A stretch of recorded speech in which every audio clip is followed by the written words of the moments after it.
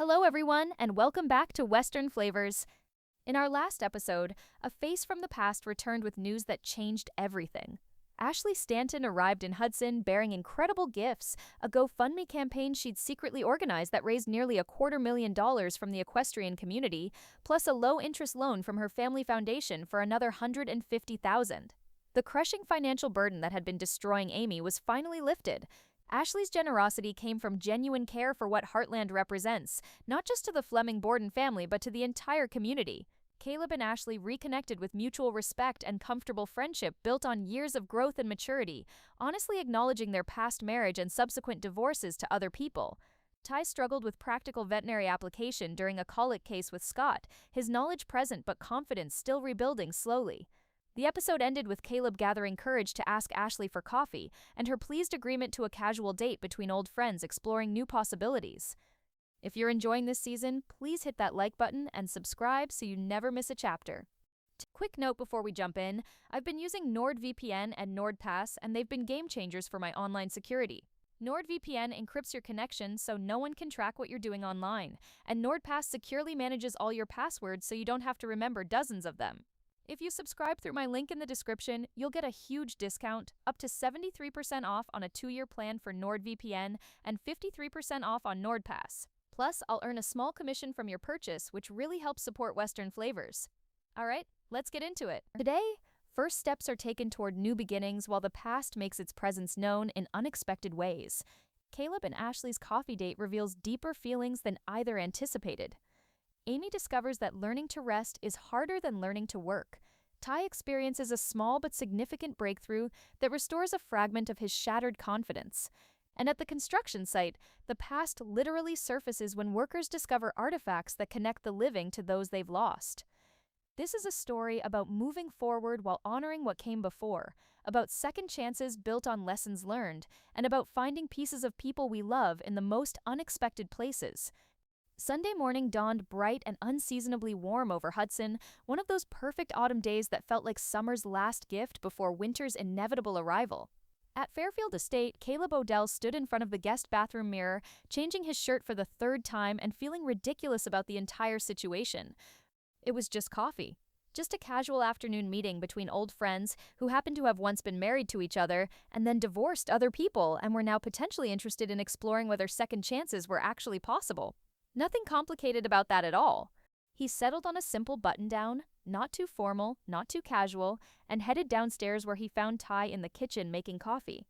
Amy was still sleeping, finally getting the rest she so desperately needed after weeks of self-destructive overwork. Morning. You're up early for someone who doesn't have construction crew starting until noon on a Sunday.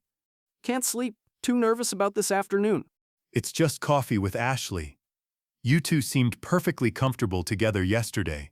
That was in a group setting with everyone else as buffers. This is just the two of us. Alone, on what is technically a date, even though we're calling it catching up between old friends. Ty poured coffee for both of them, gesturing for Caleb to sit at the kitchen island. You're overthinking this. You and Ashley have known each other for years. You were married, for God's sake. It's not like you're meeting a stranger. That's what makes it more nerve-wracking, not less. We have all this history, our disaster of a first marriage, our respective failed second marriages. All the ways we hurt each other when we were too young and stupid to know better. What if we just end up repeating all the same mistakes? What if you don't? What if you've both grown enough that you can actually make it work this time? Caleb stared into his coffee mug like it might contain answers. I don't know how to do this. Ty, how to be interested in someone without immediately diving in too deep, too fast. That's what destroyed us the first time. We went from 0 to married in about 6 months. All passion, no foundation. And with Cassandra, I did the same thing. Rushed into marriage before really understanding what we both needed from a partnership. So don't rush this time. You and Ashley already agreed to take it slow, right? So actually do that. Coffee today. Maybe dinner next week. Get to know who she is now. Not who she was when you were kids. Let it build naturally instead of trying to force it into something before it's ready. When did you get so wise about relationships? I've had 4 years to think about everything I did wrong with Amy before I disappeared, and everything I'm trying to do right now that I'm back. You learn things when you almost lose the person who matters most. The wisdom in those words settled between them. Caleb finished his coffee and stood, checking his watch. Still 3 hours until he was supposed to pick up Ashley. I'm going to check on the construction site, do some work to keep my mind occupied. Otherwise, I'll just sit here spiraling about everything that could go wrong. Good plan.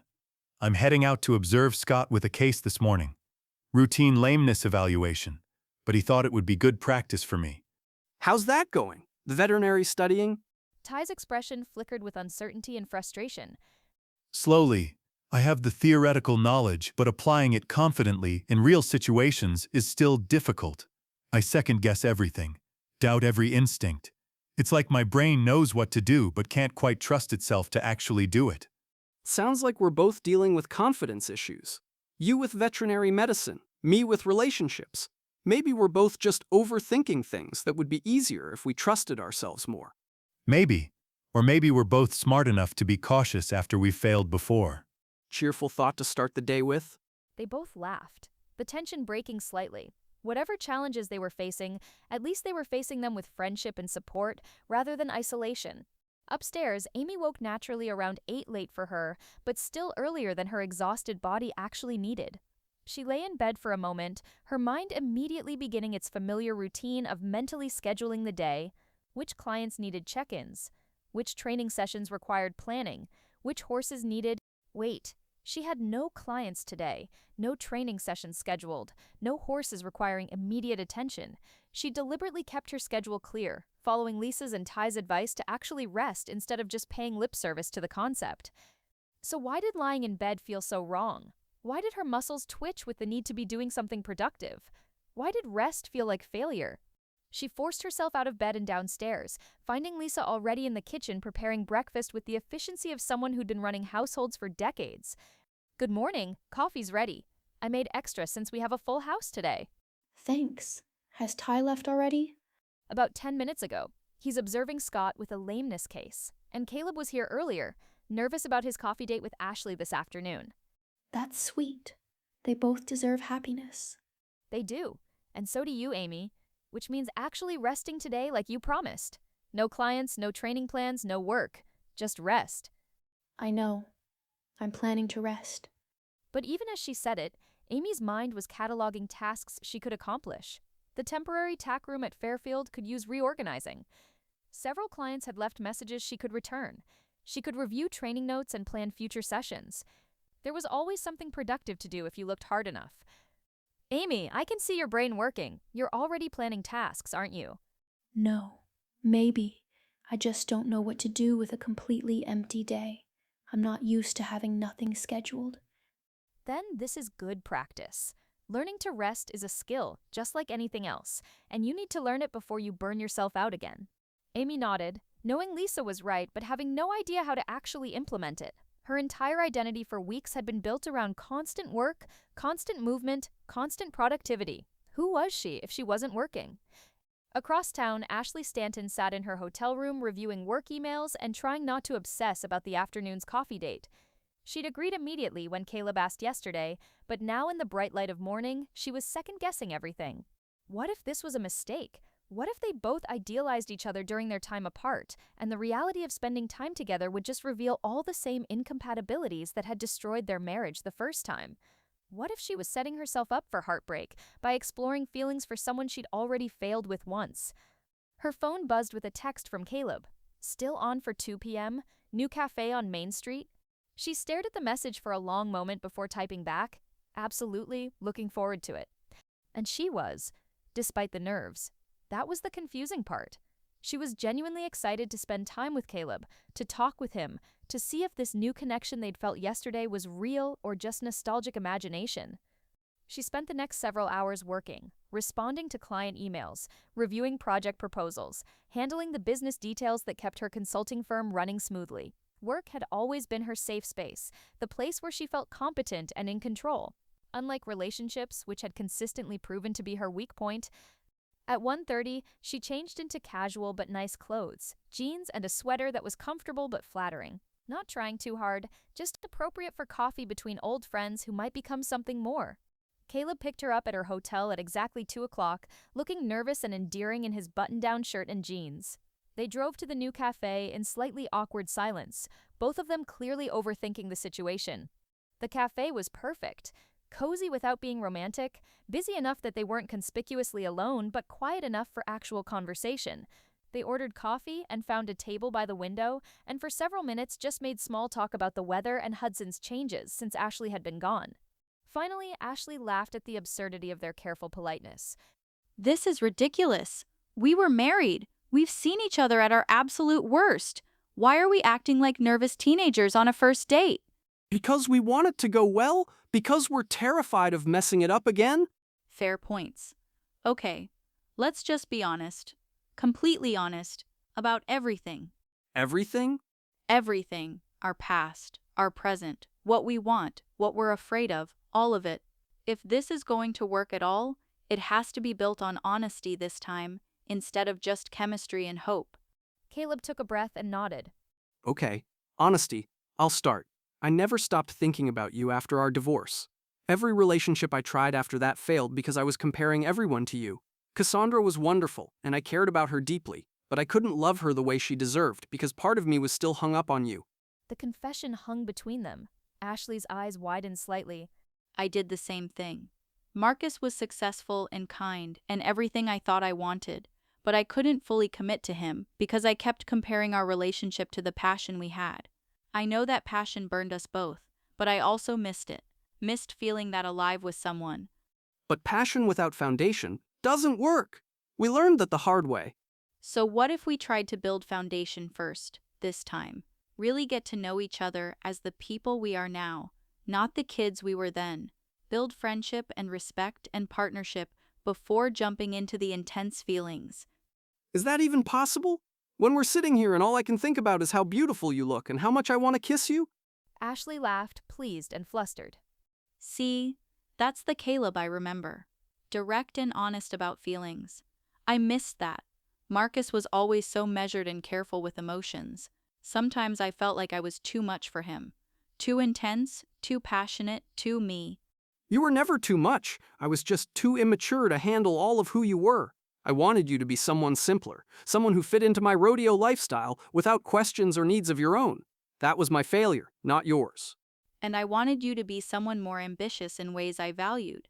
I kept trying to change you into some business-focused version of yourself that you never wanted to be. That was my failure. They sat with those acknowledgments for a moment, years of old hurt being named and released. So what did Cassandra teach you about yourself and relationships? She taught me that I need to be with someone who communicates, even when it's hard, especially when it's hard. Marcus would shut down whenever we had conflict, just go silent and withdraw. It made me crazy because I couldn't fix problems I couldn't discuss. What about you? What did Cassandra teach you? That I can't hide behind work when emotions get complicated. I did that with you. When things got hard, I'd throw myself into rodeo and avoid dealing with us. I did the same thing with Cassandra, until she finally had enough. I've learned I have to be present, even when it's uncomfortable. So we've both learned important things from our failures. Maybe that means we're actually ready to try this again. Not as the people we were, but as who we've become. Maybe, or maybe we're still going to screw it up, just in new and different ways. That's depressingly realistic. But also honest. Which is what we agreed on, right? Complete honesty? Right, so here's some more honesty. I'm terrified. Terrified of repeating our past mistakes. Terrified of hurting you again or being hurt again. But I'm also more interested in exploring this than I've been about anything in years, and I don't know what to do with those conflicting feelings. That's exactly how I feel. Terrified and hopeful all at once. The conversation continued for 2 hours, flowing easily from serious to playful and back again. They talked about their respective marriages and divorces with surprising honesty, acknowledging what they'd learned and how they'd grown. They talked about their current lives, Ashley's consulting business, Caleb's transition from rodeo to construction management. They discovered new things about each other and rediscovered old things they'd forgotten. When they finally left the cafe around 4:30, both felt lighter. The date hadn't solved everything or answered every question, but it had been good. Really good. A solid first step towards something that might actually work this time. Caleb walked Ashley to her car, and there was a moment of uncertainty about how to end the afternoon. So, can I see you again? Maybe dinner next week? I'd like that. A lot. But Caleb, we really are taking this slow, right? Building foundation first? Absolutely. No rushing, no repeating old patterns, just seeing where this goes. Good, because I really want this to work, whatever this ends up being. They hugged goodbye, warm and lingering but stopping short of a kiss. Both felt the restraint was important, a symbol of their commitment to doing things differently this time. As Ashley drove back to her hotel and Caleb headed to check on the construction site, both felt the same thing, possibility. Not certainty, not guarantees, but genuine possibility that second chances might actually be real. Back at Fairfield, Amy's day of rest had devolved into exactly what Lisa had warned against. By noon, she'd reorganized the temporary tack room, returned calls to 3 clients, updated her training schedule spreadsheet, and was currently making lists of equipment they'd need once the new barn was complete. Lisa found her in the tack room surrounded by papers and leather goods. Amy Fleming, what part of rest day did you not understand? I am resting. This is just organizing, light work, not strenuous. You're creating work where none exists. Those clients didn't need calls returned urgently. That equipment list could wait for weeks. You're working because you don't know how to not work. The observation stung because it was true. Amy set down the bridle she'd been conditioning. I don't know what to do with empty time, Lisa. I feel useless, like I'm wasting hours that could be productive. After weeks of working constantly, just sitting still feels wrong, feels lazy. Rest isn't lazy. Rest is necessary. Your breakdown in that barn happened because you pushed past your limits. If you don't learn to rest now, while the financial pressure is lifted, you'll just burn out again the moment things get stressful. So what am I supposed to do? Just sit and do nothing? Read a book. Take a pleasure ride on one of my horses. Not a training session, just riding for joy. Watch a movie. Spend time with Lindy. Do things that fill your cup instead of draining it. That sounds nice in theory, but in practice, I just feel guilty the entire time, like I should be doing something more important. Then that's the real work you need to do. Learning that rest and joy aren't luxuries, they're necessities. Learning that your worth isn't tied to constant productivity. Learning to be Amy instead of just Amy the horse trainer. The words hit deeper than Amy expected. When had she stopped being a full person and become just a role? Just a function? Just a constant stream of work and responsibility with nothing left over for herself? Come on, we're going to the living room, I'm putting on a movie, and you're going to sit through the entire thing without checking your phone or making lists or planning anything. Just 2 hours of doing absolutely nothing productive. Think you can handle that? I honestly don't know, but I'll try. Across town, Ty was having a very different kind of day. He'd arrived at the ranch where Scott was evaluating a mare with mysterious lameness, the kind of subtle issue that required careful examination and diagnostic skill to identify. Scott walked him through the initial assessment, having the owner trot the mare so they could observe her gait. Ty watched carefully, noting the slight head bob, the way she was landing more on the inside of her right front hoof. What do you see? Definite right front lameness. Grade 2. Maybe grade 3. She's not completely lame, but clearly uncomfortable. Head bobbing up when that leg hits the ground. Good. What's your approach to figuring out the source? This is where Ty usually started second-guessing himself. But something about this case felt different. Maybe it was the small win he'd had with the colic case. Maybe it was the financial pressure being lifted, allowing him to focus purely on learning. Maybe he was just having a good day. Whatever the reason, his mind felt clearer than it had in weeks. Start with hoof examination. Many lameness issues originate in the hoof. Check for heat, swelling, sensitivity. Use hoof testers to isolate if it's hoof-related. If that's negative, move up the leg. Palpate for heat, swelling, pain response in tendons and ligaments. Perfect. Go ahead. Ty picked up the mare's right front hoof, examining it carefully. The hoof looked normal, no cracks, no abnormal wear patterns. He used hoof testers systematically, checking for pain response in different areas. Nothing significant. He moved to palpation, running his hands carefully up the leg, feeling for any indication of injury or inflammation. There, just above the fetlock, a spot that was slightly warmer than surrounding tissue. The mare flinched slightly when he applied pressure. I think I found something. This area above the fetlock is warmer than it should be. She's sensitive to palpation here. Scott moved in to verify, his experienced hands confirming what Ty had found. Good catch. What's your assessment? Based on location and presentation, I'd suspect suspensory ligament strain, probably low grade, since she's still weight-bearing, and the lameness isn't severe, but it's definitely bothering her. I agree, and honestly, I almost missed that. The heat differential is subtle. You caught something I would have found eventually, but you identified it first. That's solid diagnostic work, Ty. The praise felt genuine, not just encouraging platitudes. Ty felt something shift in his chest, a tiny crack in the wall of self-doubt he'd been carrying. Really? I caught something you missed? Don't let it go to your head, but yes, your palpation was more thorough than mine on first pass. You're rebuilding your skills, Ty. It's working. Slowly, but it's working. They proceeded with treatment recommendations: rest, anti-inflammatories, gradual return to work with monitoring. Standard protocol for low-grade ligament strain, but for Ty, the case represented something more significant than just routine veterinary work. It represented proof that maybe he could actually do this. Maybe reclaiming his license wasn't just a desperate fantasy. Maybe the knowledge really was still there, just buried under years of absence and lack of confidence. On the drive back to Fairfield, Ty felt lighter than he had in weeks. One correct diagnosis didn't mean he was ready to practice independently, but it meant he wasn't as lost as he'd feared. It meant the studying was working. It meant Scott's faith in him might actually be justified.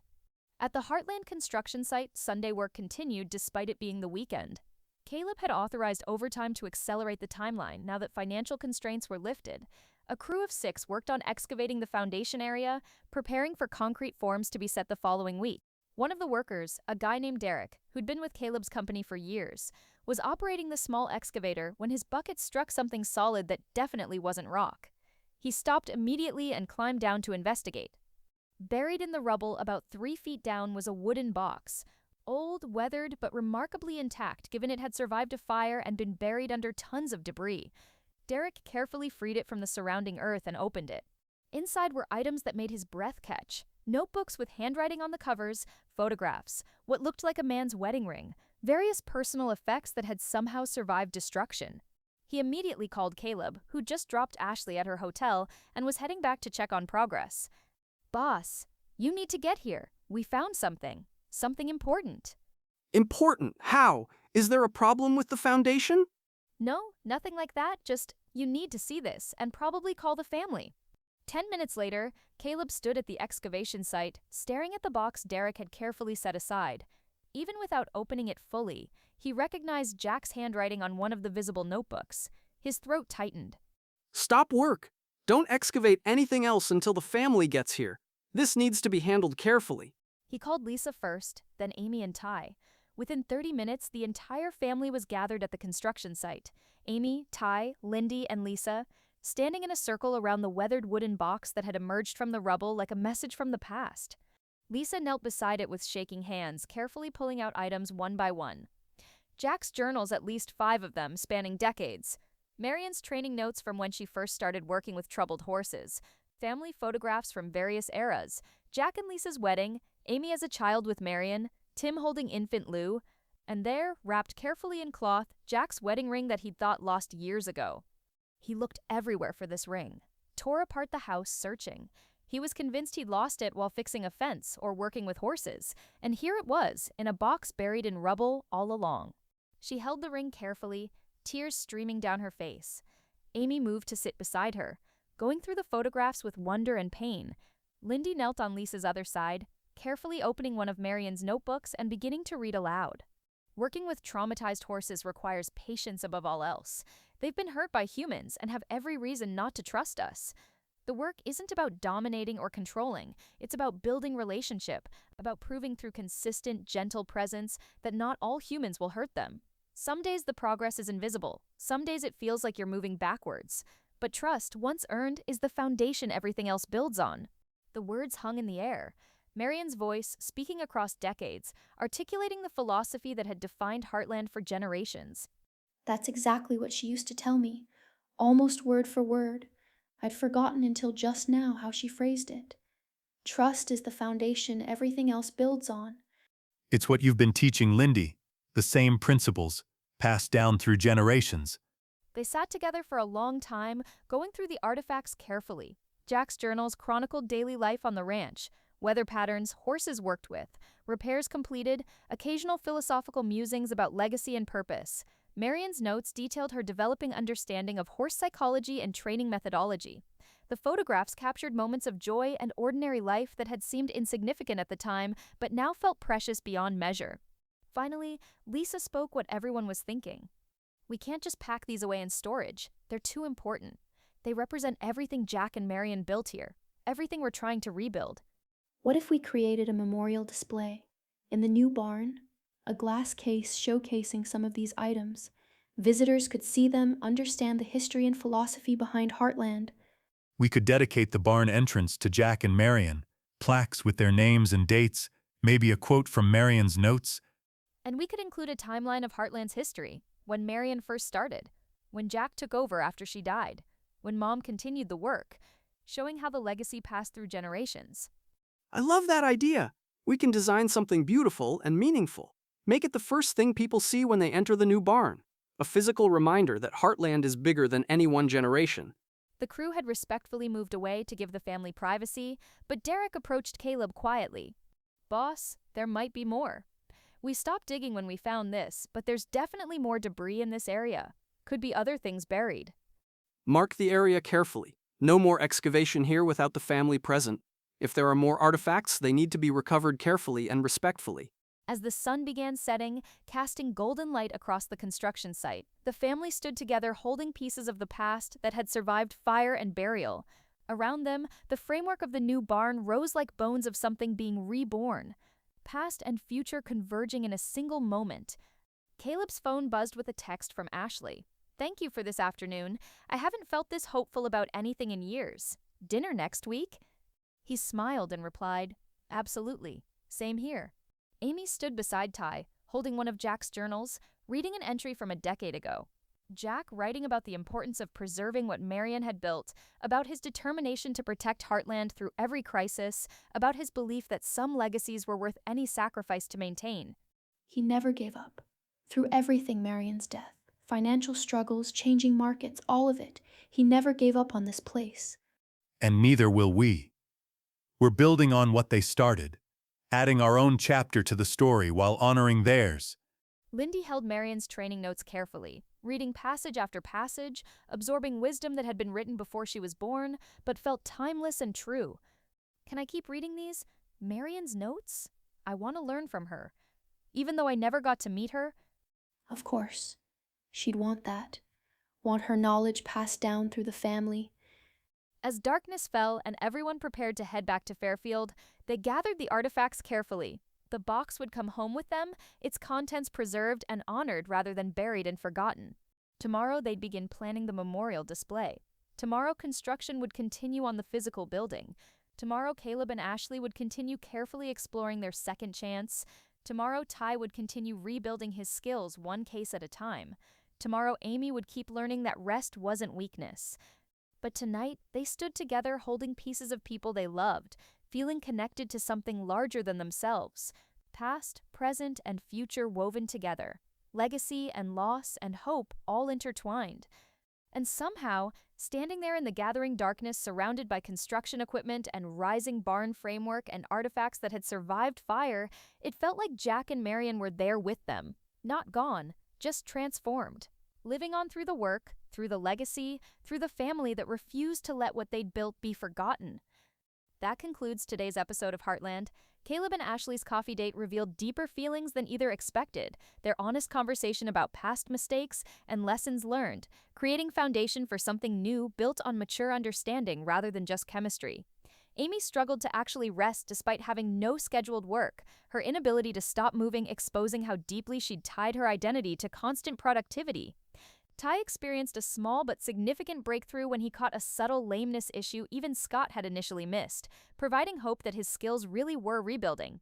And at the construction site, workers discovered a box containing Jack's journals, Marion's training notes, family photographs, and Jack's lost wedding ring, artifacts that survived fire and burial to surface at exactly the moment the family needed connection to those they'd lost. The decision to create a memorial display in the new barn honored the past while building the future. Second chances in relationships, in careers, in finding peace with grief, all slowly becoming possible through patience and determination. And sometimes the people we love find ways to remind us they're still present, still guiding us, still part of the legacy we're building on their foundation. Join us next time when Ty faces his biggest test yet, an emergency veterinary call that will either prove his skills are returning or shatter his fragile confidence completely. When Amy finally takes a true day off and discovers what happens when you stop running from grief, when Caleb and Ashley's relationship deepens with their second date, and when the memorial planning reveals unexpected emotions about loss and legacy. If you enjoyed this episode, please like and subscribe. Until next time, this is Western Flavors.